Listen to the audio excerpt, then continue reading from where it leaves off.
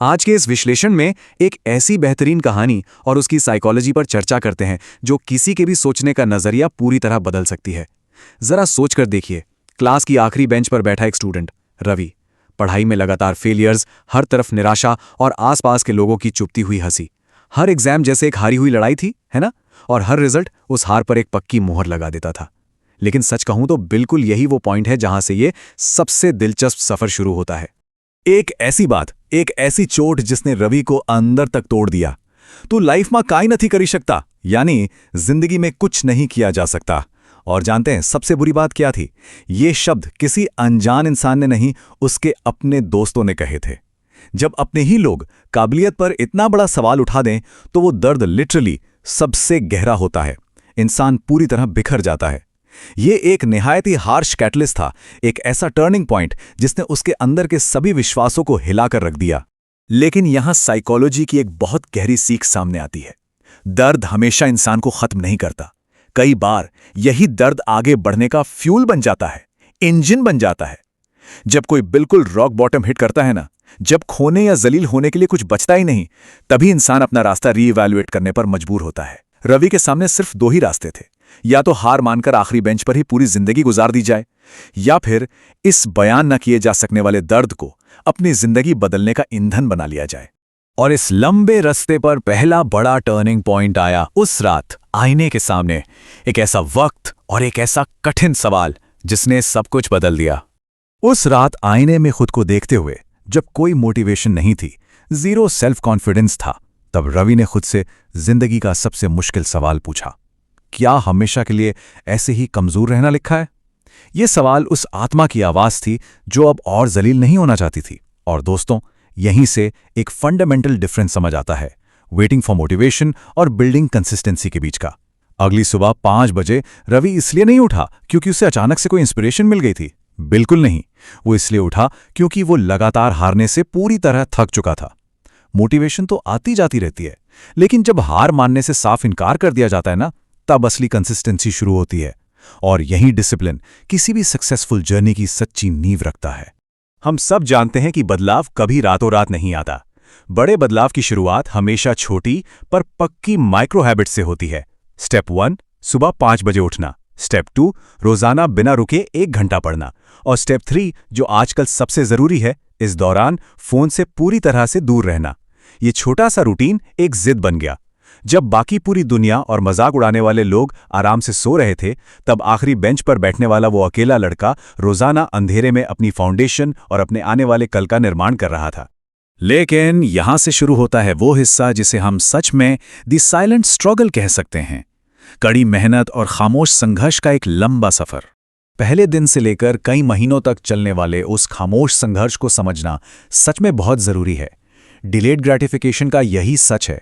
अक्सर हमें लगता है कि आज मेहनत शुरू की नहीं और कल रिजल्ट मिलने लगेंगे, पर ऐसा होता नहीं है। महीनों तक इन माइक्रो हैबिट्स को फॉलो करने के बाद भी शुरुआत में कोई विजिबल रिजल्ट नहीं मिला। मार्क्स अभी भी एवरेज थे, लोग अभी भी ठीक वैसे ही मजाक उड़ा रहे थे।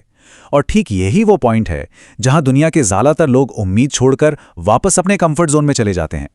पर सच्ची सफलता पाने के लिए एक लंबे समय तक इस इनविजिबल ग्रोथ से गुजरना ही पड़ता है।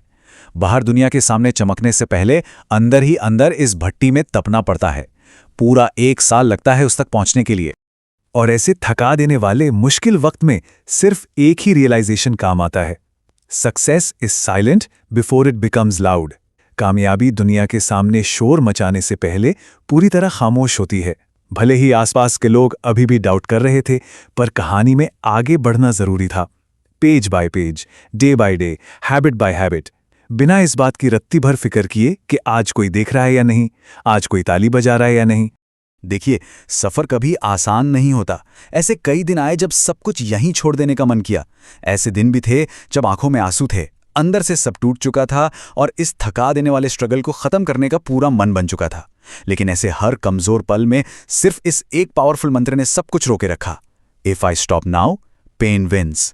अगर अभी रुक गए तो उस दर्द की और दोस्तों के उन चुपते हुए तानों की जीत हो जाएगी। इस एक अकेले विचार ने हमेशा डिसिप्लिन को टूटने से बचाया, फोकस वापस लाया और इस खामोश स्ट्रगल को आगे बढ़ाया। और फिर आया वो पल जिसे द लाउड विक्ट्री कहा जा सकता है। मेहनत का एक ऐसा शानदार परिणाम जिसे कोई दरकिनार नहीं कर सकता। पूरा 1 साल बीत चुका था, स्कूल वही, क्लास वही और वही लड़का, लेकिन रियलिटी अब पूरी तरह से बदल चुकी थी। आखिरी बेंच पर हमेशा नजरअंदाज किए जाने वाले उस स्टूडेंट का नाम आज रिजल्ट बोर्ड पर सबसे ऊपर यानी टॉप पर था। एक ऐसी सच्चाई सामने आई जिसे अब कोई किसी भी हाल में नकार नहीं सकता था। हर कोई हैरान, तालियां बज रही थीं। जिन टीचर्स को पहले सिर्फ निराशा मिलती थी, आज उनके चेहरे पर एक बड़ी मुस्कान थी। जो दोस्त क्षमता पर हंसते थे, वो पूरी तरह से शॉक्ड खड़े थे। वो आखिरी बेंच का बच्चा अब सिर्फ एक स्टूडेंट नहीं रहा, वो पूरे स्कूल की इंस्पिरेशन बन चुका था। यह सच में एक बहुत ही एनर्जेटिक और बड़ा मोमेंट था। अपने इस इम्पॉसिबल लगने वाले लक्ष्य को हासिल करने के बाद सबसे बड़ी सच्चाई और साइकोलॉजिकल कोर रियलाइजेशन यही निकलकर सामने आती है, winners are not born different, they just refuse to give up. जीतने वाले लोग किसी अलग मिट्टी के नहीं बने होते, ना ही कोई अलग टैलेंट लेकर पैदा होते हैं। वो बस किसी भी हाल में, कितनी भी बुरी हार के बाद हार मानने से साफ इनकार कर देते हैं। सफलता का सबसे बड़ा राज सिर्फ और सिर्फ इस लगातार बिना रुकी कोशिश में छिपा है। क्षमता का निर्माण इनकार और जिद से ही होता है। अब सवाल यह है कि हम इससे क्या सीख सकते हैं। यहां से निकलता है एक यूनिवर्सल ब्लूप्रिंट, एक लास्टिंग इंपैक्ट क्रिएट करने का आसान तरीका। ये पूरी चर्चा सिर्फ एक मोटिवेटिंग किस्सा भर नहीं है, बल्कि एक आसान और मजबूत ब्लूप्रिंट है जो किसी पर भी लागू होता है, खास तौर पर जब कोई अपने हालात में फंसा हुआ महसूस करे या जिसे बार बार नजरअंदाज किया जाता हो। बदलाव का फॉर्मूला असल में बहुत सीधा है, 1 डिसीजन 1 हैबिट 1 डिसिप्लिन्ड ईयर। एक सच्चा फैसला लेने की जरूरत है, एक छोटी सी आदत बनाने की और उसे पूरे 1 साल तक बिना रुके फॉलो करने की। एक इंसान की करंट सिचुएशन कभी भी उसकी फाइनल आइडेंटिटी नहीं होती। अगर सिर्फ इस सिंपल फॉर्मूले पर ध्यान लगाया जाए तो 1 साल में पूरी की पूरी आइडेंटिटी बदली जा सकती है। किसी भी सफर में एक ऐसी स्टेज जरूर आती है जब सब कुछ छोड़ने का मन करता है।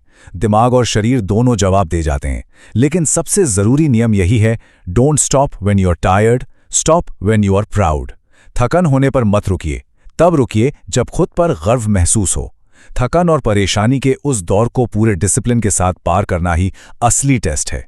फोकस्ड रहना सबसे बड़ा हथियार है, क्योंकि वो समय बिल्कुल आने वाला है जब ये सारी खामोश मेहनत एक आवाज बनकर सबके सामने गूंजेगी। इस विश्लेषण को समाप्त करते हुए एक आखिरी सवाल है जिस पर हम सबको अकेले में विचार करना चाहिए।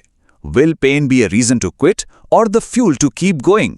क्या जिंदगी में आने वाला दर्द, निराशा और लोगों की हंसी हार मानने का बहाना बनेंगे या आगे बढ़ने और इतिहास लिखने का ईंधन?